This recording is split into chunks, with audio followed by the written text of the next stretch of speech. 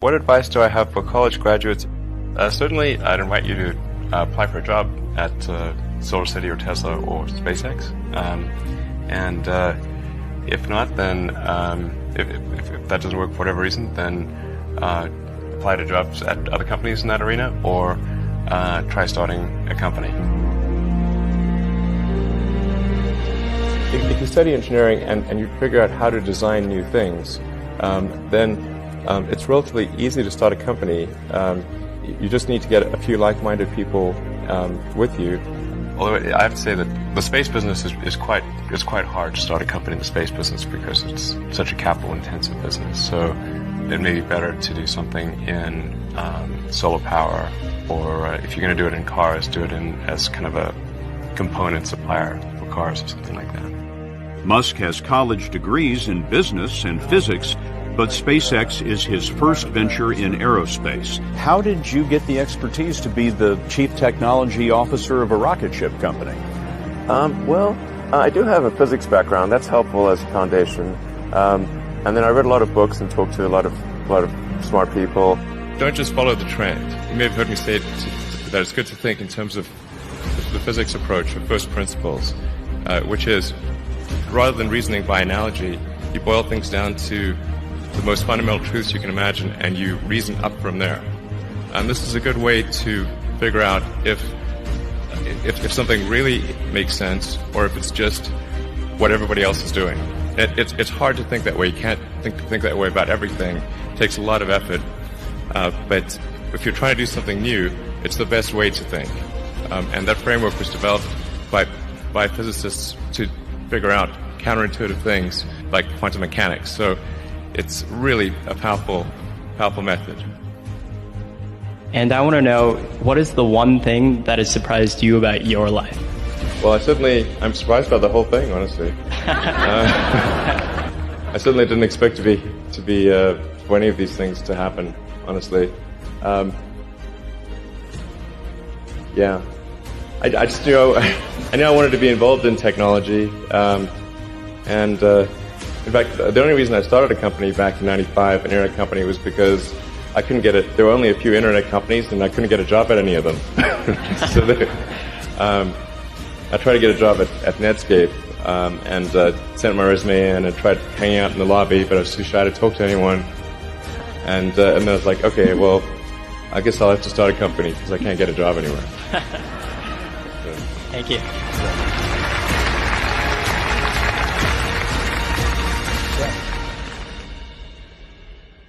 I wouldn't say I'm fearless. In fact, I think I feel fear quite strongly. But if what we're doing if what I'm doing is I think is important enough, then I just override the fear. Mm-hmm. So, but it's not as though I feel like more strongly than I would like.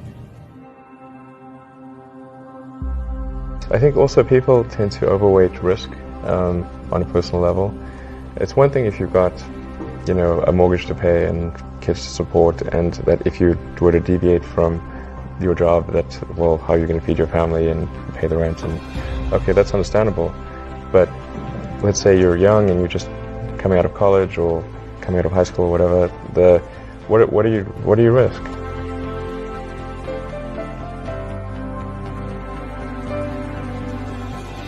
You're not going to starve. I mean, right. It's really certainly not in any kind of modern economy. It's so easy to earn enough money just to live somewhere and eat food. I don't know what are they afraid of? They're mostly afraid of failure, I think.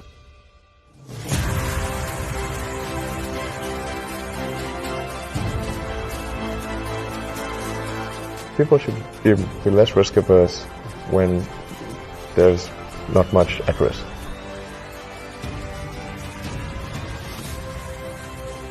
What is education? Like, you're basically downloading data and algorithms into your brain. And it's actually amazingly bad in conventional education. Because it shouldn't be like this huge chore. Like, the more you can gamify the process of learning, the better.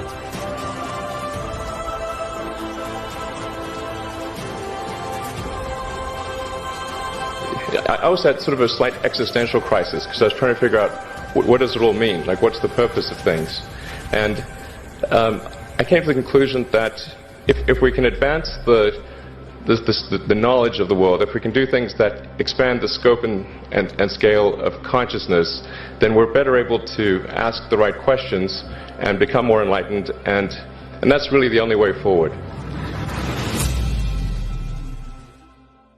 What drives you? What is it that when you wake up in the morning, do you see a problem and you want to solve it? The thing that drives me is that I want to be able to think about the future and feel good about that. We're doing what we can to have the future be as good as possible, to be inspired by what is likely to happen, and to look forward to the next day. That's what really drives me is trying to figure out how do we make sure that things are great and going to be so, and that's the underlying principle behind Tesla and SpaceX. Is that I think it's pretty important that we accelerate the transition to sustainable generation and consumption of energy. It's inevitable, but it matters if it happens sooner or later.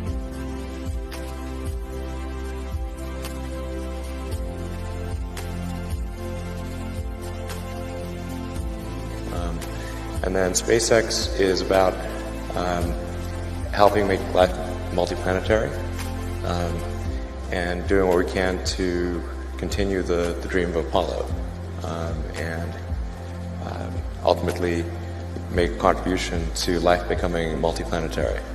Well, let's talk a little more about that. I think everyone's very interested in that when you say making life multiplanetary. Yeah, that's exciting. It is exciting. So what's your vision there? I think, particularly for Americans, think about America is a nation of explorers. People came here from other parts of the world that, chose to give up the known in favor of the unknown. So I think exploration, I think the United States is a distillation of the human spirit of exploration. So that's why it appeals to Americans so much. You can see this when, say, there was a shuttle tragedy, and 7 people died, and that's terrible. But a lot of people die all the time. But why do we care so much? Because it was the dream of exploration that was dying along with those people. That's why. I thought both Tesla and SpaceX would fail at the beginning. You thought? Yeah, sure. Really? Of course. But nevertheless, you put all your money in that. I expected to lose it. Well, technically, what I thought was, well, I'll take half the money from PayPal, and if I lose half of it, that's okay. But then, of course, the companies encounter difficulties and then have a choice of either let the company die or put all the money into the companies. And so I really didn't want the companies to die, so I put all the money in the companies. Yeah. And then had to borrow money from friends to pay living expenses. Yes. Just looking just for evidence of exceptional ability. And if there's a track record of exceptional achievement, then it's likely that will continue into the future. Mm-hmm.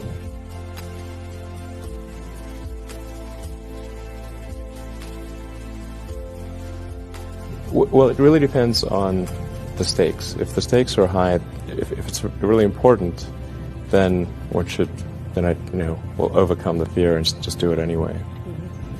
Mm-hmm. But essentially, I just drive overrides fear, but I feel the fear. It's kind of annoying. I wish I didn't. Okay. I wish I felt it less. Uh-huh.